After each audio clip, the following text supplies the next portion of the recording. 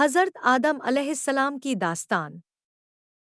हज़रत आदम अलैहिस्सलाम, जिनको पहले इंसान के रूप में भेजा गया, इस्लामिक इतिहास और तवारीख में एक बहुत महत्वपूर्ण और महान शख्सियत है। उनकी कहानी इंसानियत की शुरुआत और अल्लाह की योजना को समझने के लिए अहम है। जब अल्लाह ने अपनी खलकत का आरंभ किया, तो सबसे पहले उन्होंने अपनी सृष्टि का सबसे बेहतरीन और महान रूप इंसान को बनाया। हज़रत आदम अलैहिस्सलाम की रचना की शुरुआत एक विशेष मिट्टी से हुई थी। इस मिट्टी को अल्लाह ने अपनी इच्छा से सबसे बेहतरीन बनाया और उसमें अपनी रूह डाली। इस रूह के साथ ही हज़रत आदम अलैहिस्सलाम को शान और समझ दी गई। आदम अलैहिस्सलाम को जन्नत में एक खूबसूरत बगीचे में रखा गया था, जहां वह खुशी खुशी रहते थे और अल्लाह की बंदगी करते थे। जब हज़रत आदम अलैहिस्सलाम अकेले थे, तो अल्लाह ने उनकी संतुष्टि और सहयोग के लिए एक साथी बनाने का फैसला किया।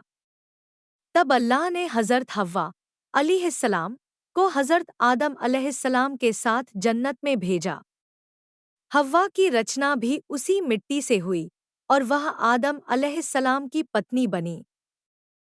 हज़रत आदम और हव्वा का जीवन जन्नत में बहुत खुशहाल था और वे दोनों अल्लाह की तरफ से दिए गए अनगिनत बख्शिशों का आनंद ले रहे थे।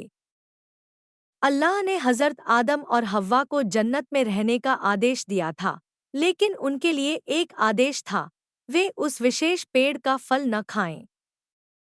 अल्लाह ने उन्हें चेतावनी दी थी कि अगर उन्होंने उस पेड़ का फल खाया, तो वे जन्नत से निकाल दिए जाएंगे।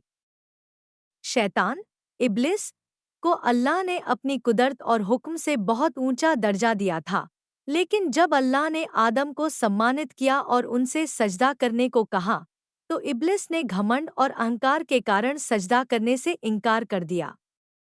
उसने सोचा कि वह आदम से ऊंचा है, क्योंकि उसे आग से बनाया गया था और आदम को मिट्टी से। इसी घमंड के कारण इब्लिस को अल्लाह ने जन्नत से निकाल दिया और उसे शैतान बना दिया। शैतान ने तब अल्लाह से यह वादा किया कि वह इंसान को गुमराह करने की पूरी कोशिश करेगा और उन्हें हर हाल में पाप की राह पर चलने के लिए मजबूर करेगा। इसी शैतान की शरारत के कारण उसने हज़रत आदम और हव्वा को बहकाया और उन्हें उस निषेध फल को खाने के लिए उकसाया। आदम और हव्वा ने उस फल को खा लिया, और जैसे ही उन्होंने इसे खाया, उनकी नंगी स्थिति को महसूस किया और उन्हें शर्मिंदगी महसूस हुई। अल्लाह ने इस गलती को देखा और आदम और हव्वा को जन्नत से निकाल दिया। हालांकि उन्होंने अपनी गलती पर पछतावा किया और अल्लाह से माफ़ी मांगी। अल्लाह ने उनकी तौबा स्वीकार की और उन्हें धरती पर भेज दिया। यही वह वक्त था जब हज़रत आदम और हव्वा को धरती पर इंसानियत के पहले जोड़े के रूप में भेजा गया। अल्लाह ने आदम अलैहिस्सलाम को पैगंबर के रूप में नियुक्त किया, ताकि वह धरती पर लोगों को सही रास्ते की शिक्षा दें। वह अल्लाह के संदेश को फैलाने और इंसानियत को अच्छाई की राह पर चलाने के लिए भेजे गए थे। धरती पर आकर हज़रत आदम अलैहिस्सलाम और हव्वा ने अपनी ज़िंदगी को अल्लाह की बंदगी में बिताया और अपने बच्चों की शिक्षा दी। आदम अलैहिस्सलाम ने अपने बच्चों को अल्लाह के बारे में बताया और उन्हें सही रास्ता दिखाने की कोशिश की। हज़रत आदम अलैहिस्सलाम का पहला बेटा हाबिल और काबिल, अबल और काबिल, था। दोनों के बीच संघर्ष हुआ और काबिल ने हाबिल को मार डाला। यह घटना इंसानियत में पहली बार हत्या का कारण बनी और इससे आदम अलैहिस्सलाम को यह एहसास हुआ कि इंसान के दिल में बुराई भी हो सकती है। हज़रत आदम अलैहिस्सलाम ने अपनी गलती पर पश्चाताप किया और अल्लाह से माफ़ी मांगी। अल्लाह ने उनकी तौबा को स्वीकार किया और उन्हें पैगंबर के रूप में अपने संदेश को फैलाने का कार्य दिया। हज़रत आदम अलैहिस्सलाम का जीवन हम सभी को यह सिखाता है कि इंसान की सबसे बड़ी पहचान उसकी तौबा और अल्लाह की ओर लौटने की क्षमता है।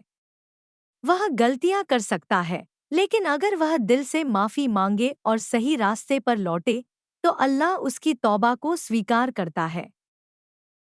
हज़रत आदम अलैहिस्सलाम की दास्तान इंसानियत की शुरुआत और अल्लाह की शान को दर्शाती है। यह हमें यह सिखाती है कि इंसान को अपनी जिंदगी में गलती करने का हक है, लेकिन वही इंसान असली सफलता तब पाता है जब वह अपनी गलती पर पछताता है और अल्लाह से सच्ची तौबा करता है। साथ ही यह दास्तान हमें यह भी सिखाती है कि अल्लाह की राह पर चलने से ही सच्ची सफलता मिलती है, और हम जितनी सच्ची नीयत से उसका अनुसरण करेंगे, उतनी ही मदद हमें मिलेगी।